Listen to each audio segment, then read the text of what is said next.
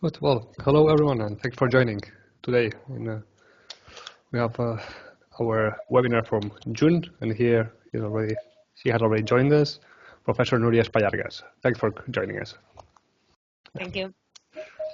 Also, we also have Aider and me, which are recurring people in this. And today's topic is about EALs, so environmentally acceptable lubricants. It's a hot topic since, if I'm not wrong, 2013, where it started to become mandatory to use this kind of lubricants. And because of that, we have Nuria Espallargas, a professor at the Department of Mechanical and Industrial Engineering at the NTNU, so in Norway. She has 20 years of research experience in surface engineering, chemistry, and tribology. Since 2011, she is the NTNU leader of the Norwegian Tribology Center. What else can I say? Her scientific interests are surface chemistry and engineering, lubricants, tribocorrosion, and nanotribology. Just to finish, her recent research focuses on environmentally acceptable lubricants, especially on water-based and green lubricant additives. Thanks for joining, Nuria. Thank you very much for the introduction. So I will start directly sharing and presenting. Cool. Yes. Just a short note from my side when it comes to the questions, because as you know, we are always trying to test or improve our formats. Nuria was kind enough to divide her presentation, or there are like 2 blocks, I would say. So we're going to have like a break in the middle, and we will go through the questions that are written in the chat. So if you have any question, just type them in the chat, and either will go through them. After this break, also after going through the questions, we will go with the second part. And then again, we got a questions and answer section at the end. That's it. Now, please, Nuria, the stage is yours. Good. Thank you very much.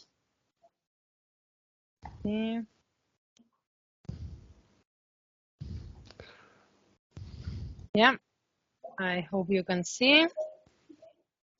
Yes. Yes. So, yes, as Xavier said, I'm going to present some general comments and introduction to environmentally acceptable lubricants from some challenges, because those lubricants are not as established and as easy going as we are used to from the point of view of classical lubricants, to what opportunities do we have in the future. So first, I don't know how much the people attending this webinar are familiar with lubricants and lubrication, but if you go to Google and on the pictures, to just make a search of lubrication or lubricants, the typical image you will get is what you see in this slide. And that is gears, there is bearings, even chains that you have here with this classical lubricating oil that looks orange or yellowish and is mostly machinery, right? But if you do the same search and you put environmentally acceptable lubricants, things look slightly different. Then suddenly you get these green colors, you know, that is from this environmental consciousness, right? And then you start getting a lot of pictures about vessels, ships, and some stuff called VTP that I will explain what it is afterwards. So you can imagine now that a lot of what I'm going to present here is going to be related to maritime transportation, and you will know why in a minute. So for those of you that do not know what a lubricant is, I will very shortly say it, but although I've seen that in this series of webinars, Ashley Martinez, she already discussed about lubricants and additives and stuff, but just a quick reminder. A lubricant is a chemical substance that can be a liquid, a solid, or a gas that has the main function of reducing friction and wear, but also heat between surfaces of moving parts, okay? This is what we use a lubricant for. Lubricants, they will be consisting of base oil and the additives, and the proportion of the base oil versus the additive, as you can see in this slide, varies quite widely depending on the application. The base oils, they can have different origins. They can be from biological origins, like animals or vegetables. They can be of mineral or synthetic origin, and those mineral and synthetic, they will be mostly coming from the petroleum sources. And the additives can be of many different types, of like power point depressants, anti-foaming agents, viscosity index improvers, antioxidants, corrosion inhibitors, friction modifiers, thickeners, and in the list goes forever. And those are substances that you will have them in something that we call all together in something that we call the additive package. So this is what we are dealing with. It's a complex, a lubricant is a complex chemical mixture of chemicals that we put in our systems, machinery, equipment, etc. So how much lubricant do we use worldwide? So it's pretty stable, as you see with the years. This graph shows you the consumption of lubricants worldwide since the year 2000 and with the prognosis up to the year 2028. And it's been pretty stable except for what happened here in 2009 for any reason, but it's pretty stable around 37 million tons per year. Which means that if we put how many billion people we are in the world, this makes 5 liters consumption per person in 2020.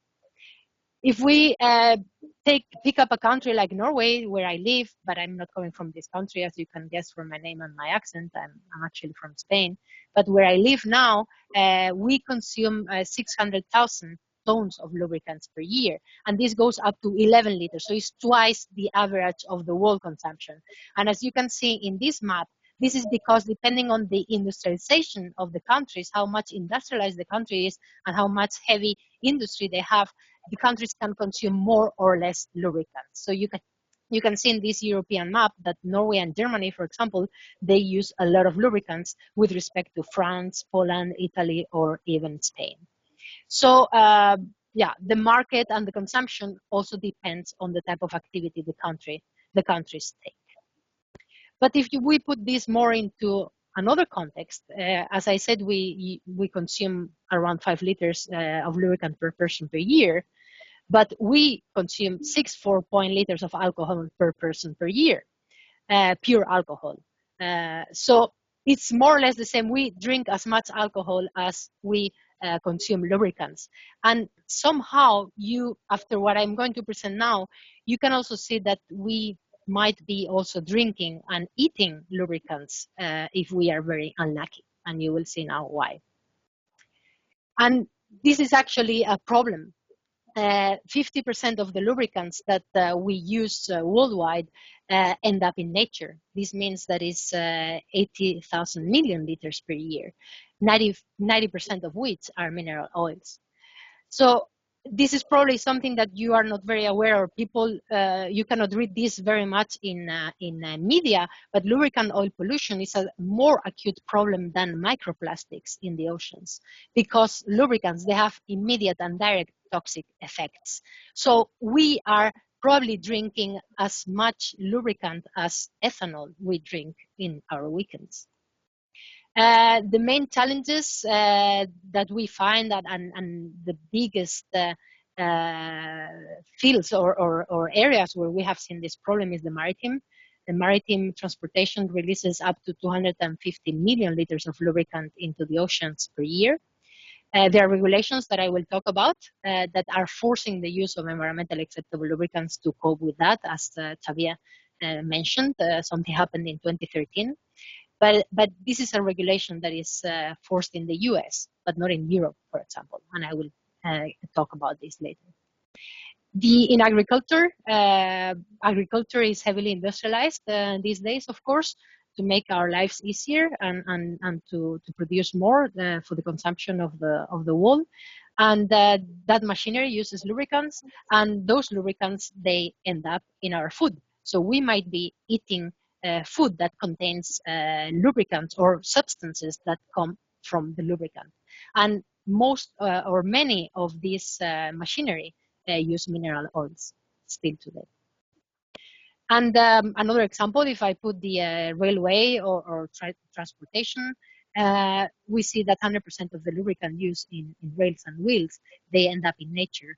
and they can potentially end up polluting groundwater that we could potentially be drinking afterwards. So lubricants are a problem, a big problem, as microplastics are.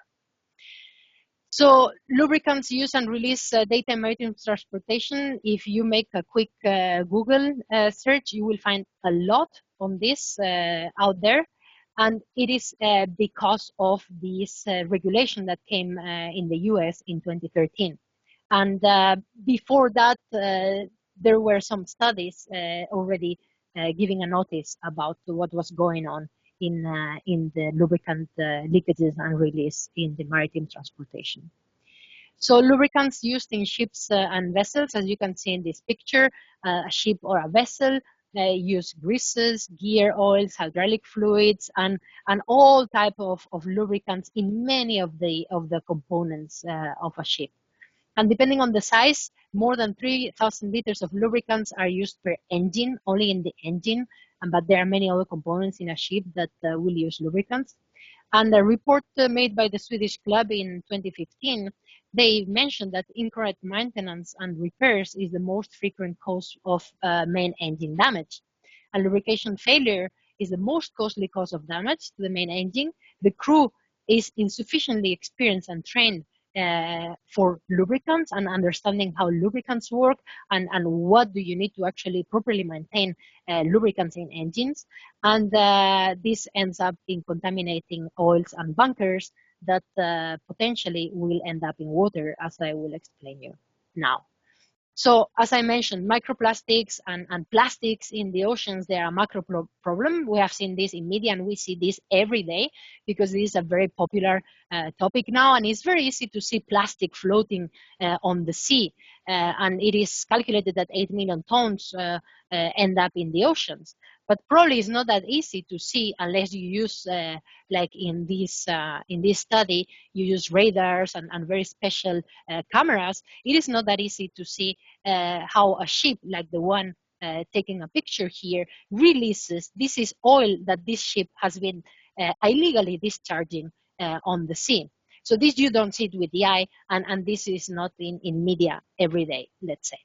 So this investigation, you can follow up this report and read it on the internet, estimates that 3,000 vessels discharge mineral oils the size of 6,000 football stadiums per day into the European waters only annually. So this is a lot of discharges, and they are, of course, not legal. So it is reported as well that the increased use of maritime transportation results in a total worldwide leakage of lubricants from operational and discharges releases of between 130 to 244 million liters per year to the oceans. And if you put this, if you make an equivalence, this is like 4 to 5 times the Exxon Valdez accident that happened in 1989, sorry. Or let's a more recent accident that happened in 2010 was the Horizon. And these numbers here will be equivalent of having an accident like the Horizon one once every 4th year. So this is something that we definitely don't want to happen. Norway is the 12th world nation of lubricant inputs imports. This is more than 1.6 million liters per year. Norway has a very long coast and has a lot of fishery and maritime activity. But Japan is the first one of lubricant input into the ports. In Europe, of the top 10 countries in the world releasing lubricants to ports, Europe has 5 countries in that top 10 list, something that we should be carefully reviewing, actually. So are lubricants toxic? Yeah, they have been reported, although in the past, if you make a search on Google about a little bit of history, you can follow this link afterwards. In the past, we used to use, or some people in the beginning of the 20th century used to promote mineral oil as very healthy for yourself and with a lot of benefits. But the truth is that now, with a lot of research, we know that mineral oils, they have very toxic substances, and we have very acute consequences of actually taking up these substances in our bodies. You can follow up this link as well for the information about toxicity, but the base oils in lubricants, they are classified in 5 groups. Group 1, 2, and 3, they are known to be toxic because they are mostly related to substances that come from petroleum. Group 4 and 5, they are classified as non-toxic, although group 4, it is written that these lubricants are probably not carcinogenic. Group 5, they are the ones coming from vegetable and natural sources, so those are classified as non-toxic. So group 4 and 5, they are here, so they account for 25% of the lubricants in the market. So the rest, 75%, that belong to group 1, 2, and 3, they are therefore toxic. And this is about base oils. What about the additives? Well, here I'm giving 2 examples. Of course, I'm giving you some extreme examples of toxic additives, but everybody knows ZDDP, which is a very common additive that we use since the 1940s in our lubricants, and those are known as being aquatoxic and being harmful for nature and for people, of course. And extreme pressure additives like chlorinated additives, they are also known to have environmental problems. They are bioaccumulative and they are toxic to the environment, both aquatic environment and non-aquatic environment. So there are lots of reports out there showing the toxicity of many of the substances that we use in our current lubricants today. What does the European Commission has to say about it? One would think that our European countries would be doing something about it. There are some regulations out there, but not really in Europe. Actually, the strongest regulation is in the US, and I will explain that one afterwards. What Europe is doing is working on this collection of the waste oil, but only 50% is actually collected. So around half of half-purchased lubricants will become waste oil, and the rest, the other 50%, will be lost during use because there are leakages, there are failure of equipment, etc., or it will be burned for illegally or for any other reason. So waste oils are considered hazards, and they are to be recycled if possible, and I will speak about this in a minute. So the official data that we have for lubricant recycling, the most recent one that I found is actually coming from the year 2000. I haven't found anything more recent, and this is taken from a report in the European Commission. So that most recent data that is already 23 years old says that about 5 kilotons of base oils consumed in Europe that year.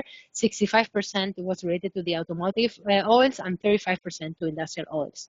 So 50% of the oils were lost during use and evaporation residues, etc. And the other supposedly is collected as waste oil.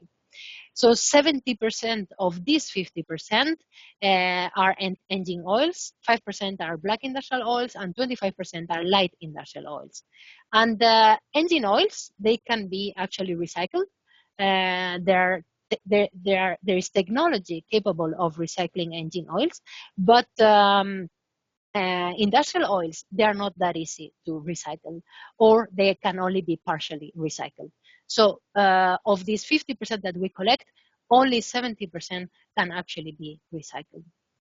So in Europe, the collection rate was pretty high, between 70 and 75%, and the rest is accounted to be illegally burned or dumped into the environment. So we have a problem with that. The efficiency of the recycling and collection for engine oils is very good in Europe. It's more than 80%. But for, as I mentioned, for black industrial oils or other industrial oils, this collection and recycling is not that efficient.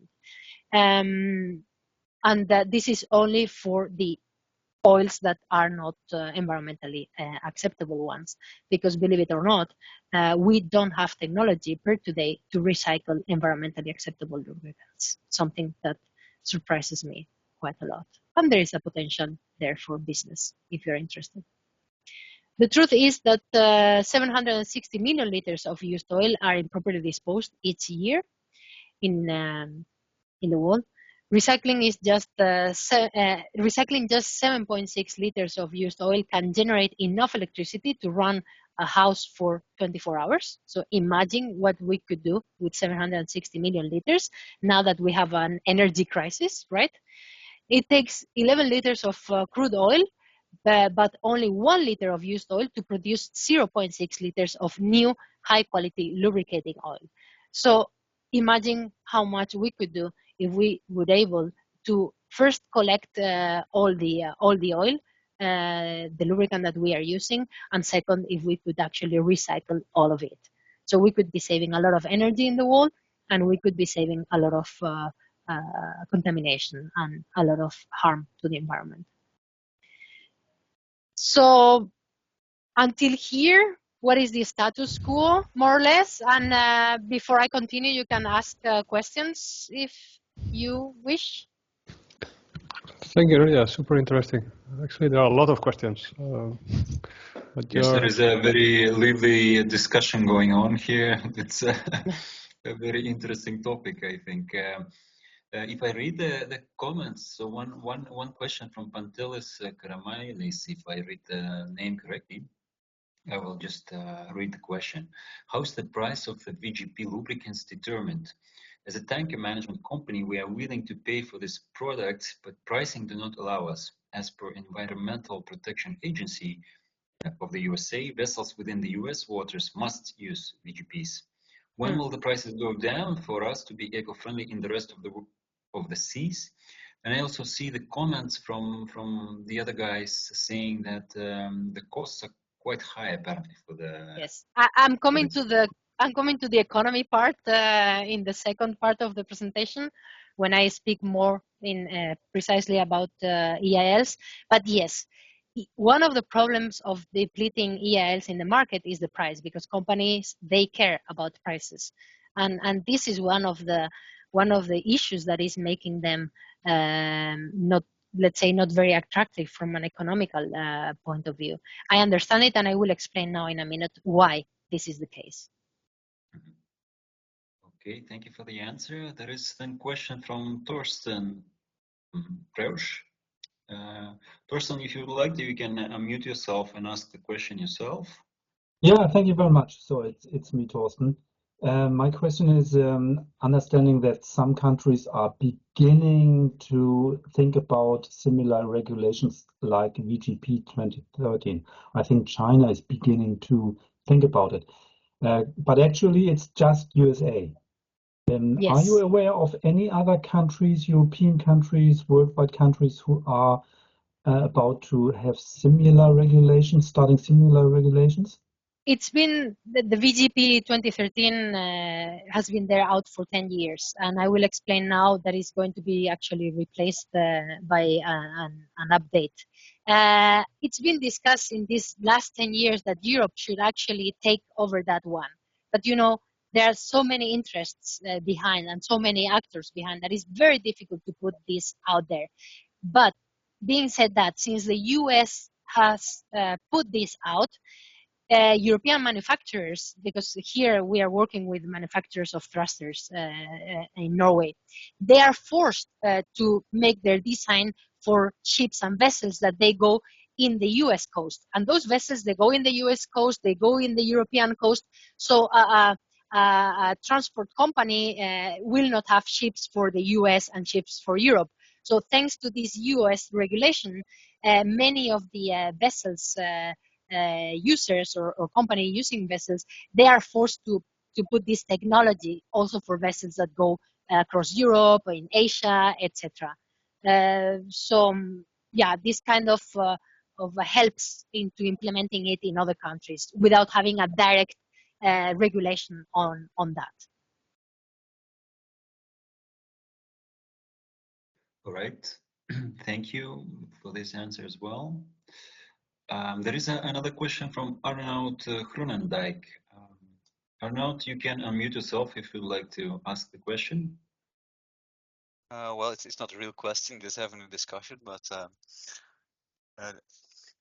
indeed, the idea is that the prices are quite high for these EALs, and we found through experience that many EALs need to be replaced only after a year in operation.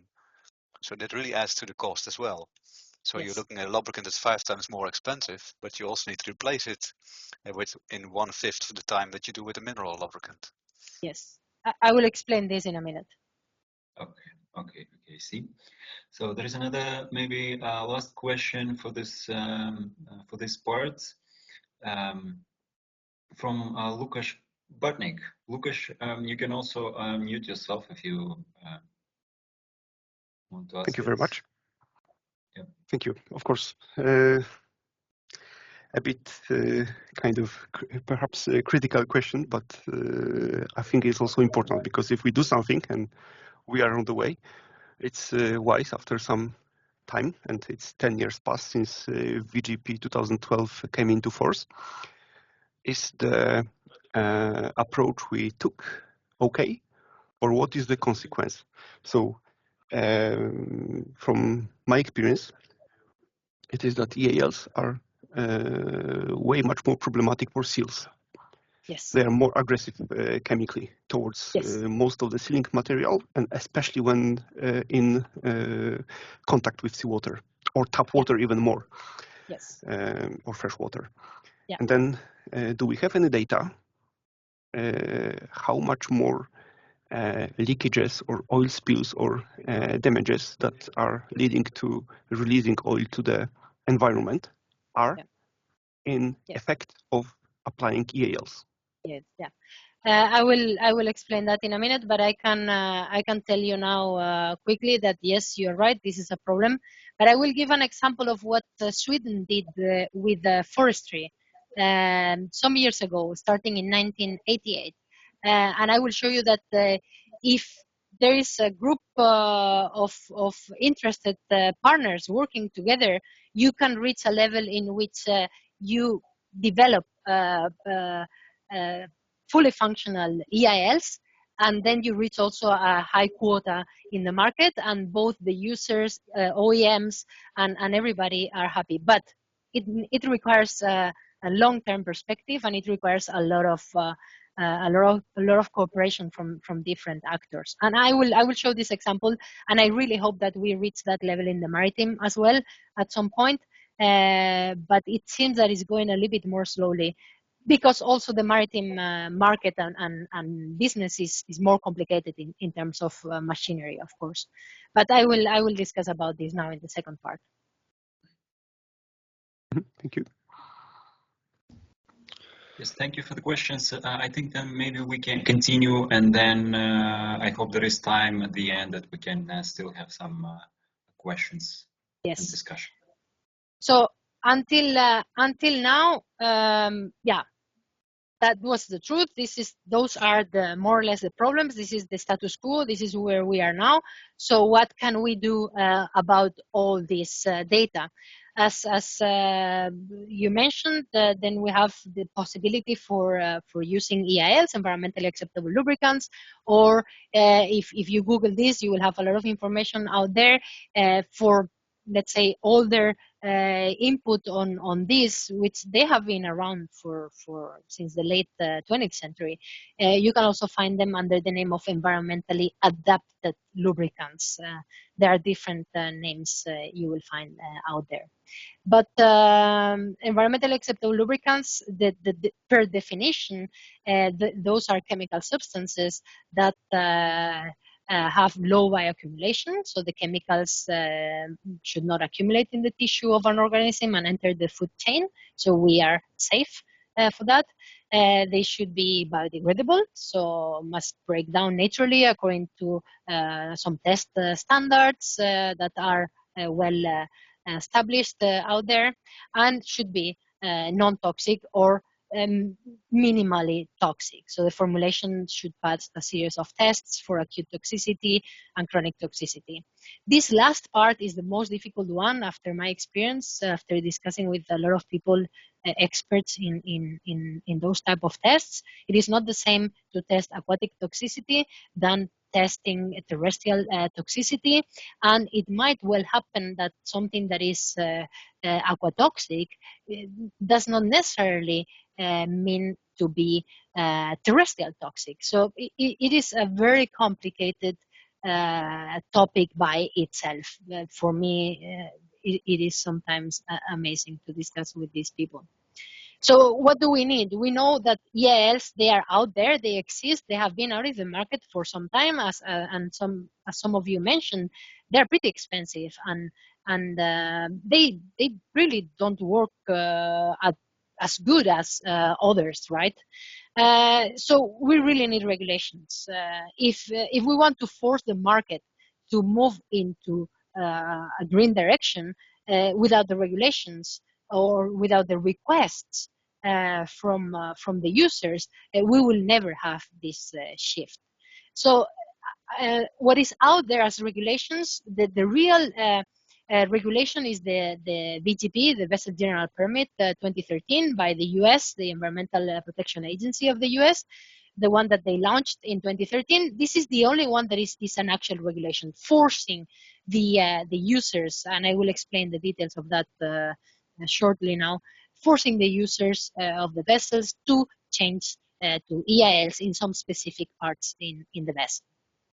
That one, as I mentioned, is going to be replaced. They launched an update of the VGP in 2018 that is called VIDA, the Vessel Incidental Discharge Act. Is an extension of the VGP, launched in 2018, and if I'm not mistaken, it should be it was implemented last year, so it is on place since last year. But let's say it's a small update from the VGP, so people still talk about VGP and not VIDA, but probably in the short time this will change. Then there is a recommendation for the polar regions to use since 2017. They recommend, if possible and if technically feasible, as the VGP says, to use in the polar areas because of the very special region there, to use environmentally acceptable lubricants in operations up there. And then the case that I will show now in a minute is the Swedish recommendation for lubricants used in forestry that started actually in 1988, and it has been updated in the years to come. So they started working on that in 88, and I will show in a minute how this ended up today having more than 80% of the quota, market quota in the forestry being EALs. So we need more restrictive ones if we really want to encourage and to push this green shift in the world. How can you recognize an EAL if you go and buy it? There are labeling programs for EALs, and here I'm just mentioning some. In the EU, we have this EU eco-label. In Sweden, we have this their own is called the Nordic Swan, and we have also the Swedish standard for that. In Germany, we have the Blue Angel. We have the OSPAR, that is for the one for protecting and conserving the Northeast Atlantic and the resources here in the northern regions. And then we have the REACH compliance, European compliance for the chemicals that shows this environmental profile.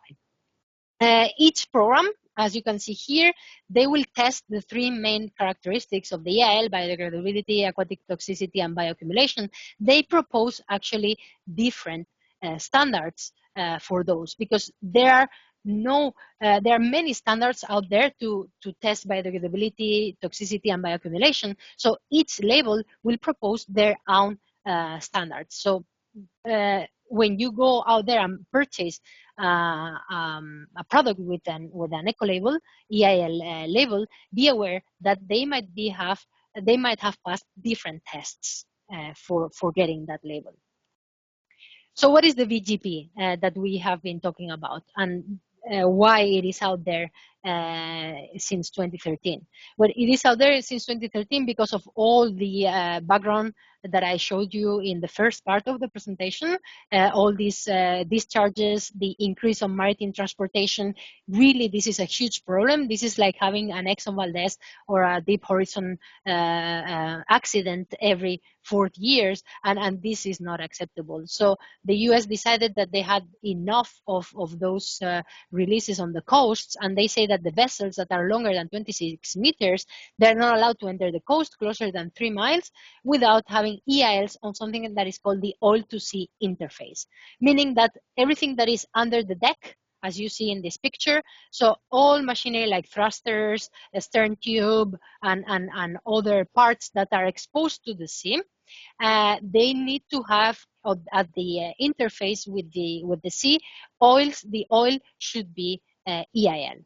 And as one of you already mentioned, this requires that the oil is going to be in contact with a lot of seal materials, and this is a big problem. The compatibility of oils with seals, not only EALs, but any other oil, this has to be carefully designed, and this has to be carefully tested. Changing this on those components might mean or not, depending on the design every producer chooses, might mean to change all the oil in the vessel to EAL, or you might have a dedicated system with a specific design on the oil-to-sea interface having EAL, and then in the rest of the vessel, you might have a classical lubricant, which also comes to its problem, because if you have areas or places in your design, in your system, where eventually the EAL will mix with your classical mineral oil or synthetic oil, those two might not be compatible. So you might need to look for compatibilities also between EAL and the other lubricants in your vessel, in your system, which is also an added problem. So oil-to-sea interfaces, as mentioned, they are typically located below the waterline, below the deck. EALs are lubricants that they have special properties, not harmful to the oceans, supposedly. And this regulation has been said that it will come to the EU after the US, but as I mentioned, this is something that we haven't seen yet, and it might be because since the US has forced that, the vessel producers or equipment producers, they are anyway designing for the US, and this will end up being depleted to other countries. So indirectly, the US regulation is being applied in other countries at the same time.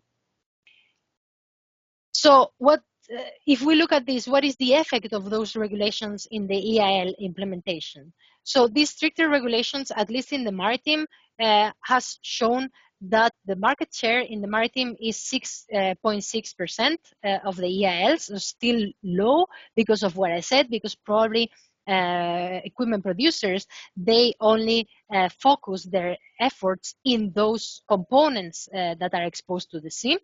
And they don't change the whole lubricating in the vessel for EALs, but only in dedicated components. Whereas the global market for EALs is 2.4. So having regulations, they actually increase the market share.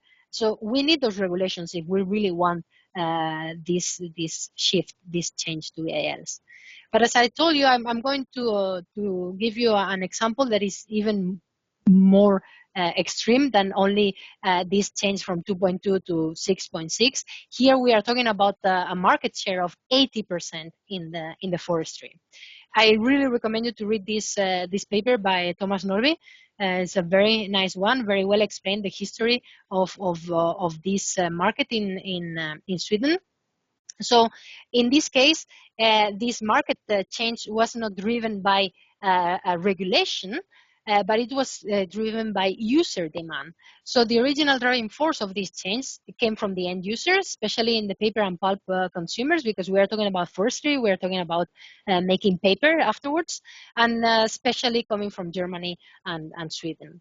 So this is actually kind of the origin of the Swedish eco-label program and scheme for hydraulic fluids, and all started in the city of Göteborg in '88, as I mentioned. The consumption, the graph that they put in the paper is published in 2000, so the data is from '88 to the year 2000, and here they showed how from '96 till '99 the EAL market share increased. Still, I mean, compared to the market of the other lubricants is small, but it increased. And in the share in the forestry is 80% on hydraulic fluids. Why this was successful? It was successful first because it was user demand, but second and most importantly, because all these groups were involved, both oil companies, forestry operators, research institutes, government, standards, and environmental groups. Everybody worked together. They actually established a project, and they all worked together in order to make formulations, special formulations that were suited for hydraulic systems that could function properly. So they really dedicated the efforts, money and time and years to develop EALs that were compatible with the seal systems and with all the materials in hydraulic systems used in forestry. Of course, this is, let's say, is probably a simpler system than what you find in a vessel. I'm aware of that, but with effort and time, one could actually reach that quota in the market if the resources are out there. So as one of you mentioned, are companies ready for EALs? And the answer is no, especially in the maritime. In the forestry, it's the Swedish example is clear, and in the forestry and hydraulic fluids, yes, this is out there, technology is found, and it could be implemented somewhere else. But when it comes to the maritime, there are lots of reports out there saying, how bad performance is out there of EALs versus classical lubricants. The most famous report is the one made by DNV GL some years ago. So EALs, they do not have the same performance as conventional lubricants. There is little choice of EALs in the market, and I will explain why now. And as someone said already, EALs, they are, depending on the type, between 5 and 10 times more expensive than classical lubricants. So this puts the users back when it comes to changing, especially if you don't see that the performance is at least the same as your conventional lubricant, right? But why is this not happening faster? Why don't we have more choice, or we don't improve the performance? It's because we are lacking data. We're lacking data in the field, and the long performance of EAL since 2013, since this BGP came out, there is not enough data. So I don't know if you know how the maritime business works, but the ships that they got EALs in 2013 and they went out there sailing, they were not on dry dock until 2018. So it is 5 years since the EALs were put into function until the vessels go in dry dock to get this maintenance and review and to check what happens to the oil-to-sea interfaces. And it was first in 2018 when we got results about it, and we know what are the problems. So the problems, they're especially related to compatibility with seals, bearings, coatings, and many other materials. Why is that? Because what many of the producers did were like, okay, I changed the design of my oil-to-sea interface. I changed the design. I keep the same materials as I had for my conventional lubricant, or I ask my seal supplier to recommend me for this other new lubricant what they would put instead of the one that I've been using always. I ask them, I implement small changes, probably materials, seals, etc., and then put the EAL, run, and see what happens. This is a very, let's say, conservative approach, and in my opinion, this has created these bad or negative results and information about EALs in the maritime industry. So the maritime industry should really take the approach of the Swedish forestry industry on working in that kind of loop in order to make this actually work. A classical example that we know is the poor hydrolytic stability of ester oils, which is critical because we are talking about interfaces that are in contact with seawater, as one of you mentioned, also with tap water or normal water. And if you use esters, they actually they are not stable hydrolytically when they are in contact with water, and this is a big problem. The market value, I already mentioned, the EAL, global EAL market share is only 2.44%.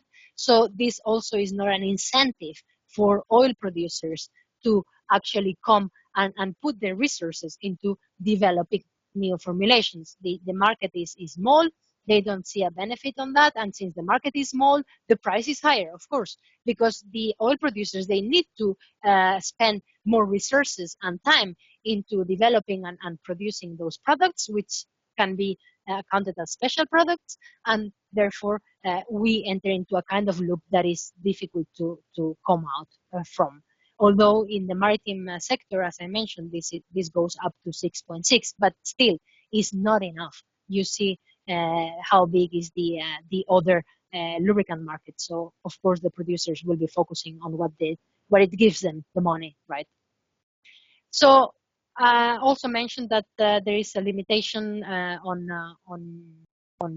choice of EALs, of chemicals for EALs, and I'm only giving now here the example of the base fluids for base oils for EALs, which are limited to basically these 4 families: vegetable oils, synthetic esters, polyalkylene glycols, and polyalpha olefins. That's it.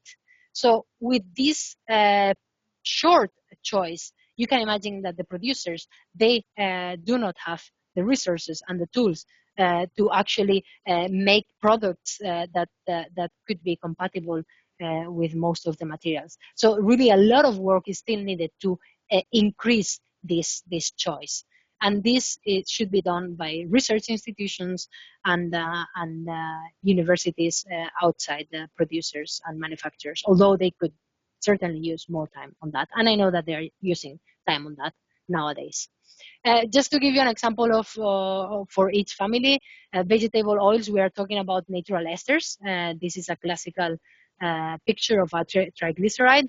And the esters, they have advantages like low aquatic toxicity, high viscosity, high flash point, extreme pressure performance, compatibility with paints and seals. I mean, esters are very attractive substances because they can also work as additives themselves, but they have poor performance at the high and low temperatures, poor oxidative stability, and not least the hydrolytic stability of the synthetic ones, as I will show here.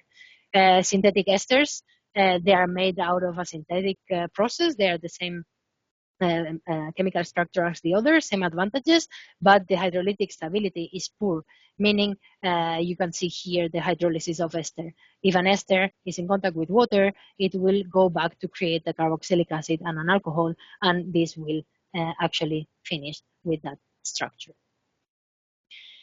PAGs, polyalkylene glycols, they are very much used in hydraulic fluids a lot, but also in other applications. They are synthetic substances, and they are the result of the polymerization of ethylene and propylene oxide coming from petroleum, but they are water soluble, which makes them quite attractive for EALs in maritime. Advantages: low and high temperature performance, good performance in case of water contamination because they can actually absorb water, good lubricity, viscosity index, corrosion protection, and they are practically non-flammable in aqueous solution. Disadvantages: non-compatible with mineral oils. So if you have a system where you combine mineral or synthetic oils with tags, bad choice. Also non-compatible with seals and paints. So I also encourage seals and paints manufacturers to look for compositions that are compatible with these substances here, and they can change the costs over time. PAOs, polyalpha olefins, they are very promising and they are looking good in the market now because we all know PAOs as synthetic lubricants in engine oils. They have been used for a long time. They can be biodegradable, but only the short chain. So people that want to use PAOs as EALs in their system, you should be aware that only the short chain, so the low viscosity PAOs, will eventually be EALs. So you should aim for use low viscosity PAOs in your system. We all know the advantages of PAOs if you work with synthetic oils, oxidation stability, lubricity, viscosity, corrosion protection, but they're very non-polar, and it is also hard to find additives for those. But this problem has been solved in the automotive, so why not in other fields? So how can we contribute to shifting from not EAL market to an EAL market? Probably not that a severe change, but I mean, you get the point. I mean, we should definitely increase the proportion of EALs in the market. I still believe that recycling, not only we are always thinking like producing more and making new substances and making new this, new that is the way, but we sometimes forget recycling possibilities. As I mentioned earlier, there are no recycling technologies for EALs in the market. If someone comes out with this, could be a good way of actually increasing the quota of EALs, because at least we can recycle them and we don't need to produce them from scratch, which is the actual expensive part of it. Of course, we should be finding new chemistries. We should move away from toxic chemistries, and we should increase the choice of chemistries for EALs. And this is something that we should be able to propose from academia in cooperation with oil manufacturers. We need definitely regulation changes. We need also the people, users, to demand this, as the Swedish example showed. The demand from users and users is also a powerful tool to make changes, not only regulations. So both should come together. And definitely we should do more R&D within new formulations, maybe water-based lubricants, something that I'm working a lot with, more compatible materials, because it's not only the fault of the lubricant. We sometimes forget about the other parts. The seal manufacturers and materials manufacturers, they should be also working hard into making new materials that are compatible with the new formulations. And yeah, this kind of summarizes what I said already now. You can read it afterwards by yourselves. And I will just, me on behalf of my group, thank you for your attention, and I hope you found this talk interesting. Thank you very much. Thank you very much. Thank you. Yeah, that's super interesting. And if you have the time or a moment later, check the chat, because there's an active discussion, and I think you actually replied some of the questions without knowing. So please, either go on. Yeah, so we have a couple of questions. One is from Robert Jan Taylor about the hazardous. What's the status of this lubricant at the end of life? But Robert Jan, you can unmute yourself and ask the question. Yeah, thanks for the presentation. It's really interesting. Yeah, my question was that although you said that EALs are okay if they go into the sea when they're fresh, my understanding is at the end of their life, so the used EALs, most countries classify those as hazardous waste, and you can't just pour them away. So they need disposing of in a similar way to other oils. And yes. So are they? Do you know how they're disposed of? And I think you said, I put the question in before you said it, but I mean, is there a way of recycling them? It sounds like they can't be recycled in the same way as conventional oils. No.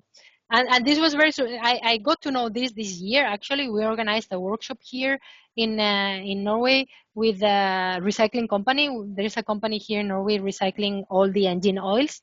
And the guy gave a very nice presentation, and to the shock of all the audience, he said, but we cannot recycle, not we only, because it's Norway, anyone in the world can recycle EALs. And we were like very shocked, and we asked, like, then what do you do with those EALs? How do you dispose them? And he just said, nobody knows. So maybe they burn them, because it's a way of getting rid of materials that you don't know what to do with them. You just burn them, you use them as fuel You can use them as a fuel for warming water, you know, the water systems in cities, whatever. You can burn them, or maybe they are dumped. Some people dump it illegally. So yes, you're right. EALs are good if you just use them and they are fresh, but what happens after life? This life cycle analysis, it's a very important part of it that we don't talk enough yet. Okay, thanks. Thank you. There is another question from Dr. Fabian Syriac. Fabian, you can unmute yourself.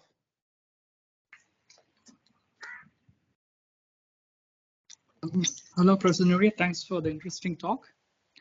So you suggested some potential options as environmentally acceptable lubricants. For example, PAGs, esters, PAOs, and so on. So can you talk about the functional additives which are usually added to these lubricants to enhance the performance? So, when you talk about biodegradability, what are the potential options you have in mind? Yeah. As additives in the market, there are also additives dedicated to EALs. When it comes to esters, it is very interesting because esters, they actually are, they dissolve better additives than PAOs because PAOs are really very, very non-polar. They don't have any oxygen group, etc. But esters, they dissolve better additives. But you still need to have additives that they have an eco label, that they have a label for being friendly EALs. So if you put ZDDP in your base EAL fluid, it is not helping. So you need to go for those with the label, the right label for the EALs. As for the families, I cannot give names because they are mostly commercial names. But in my group, we are working on developing new types of additives, and they're of course not in the market. But we are working a lot with ionic liquids and also classical carboxylic acids and those that are known and classified as being EAL or environmentally friendly. But there is a market for that as well.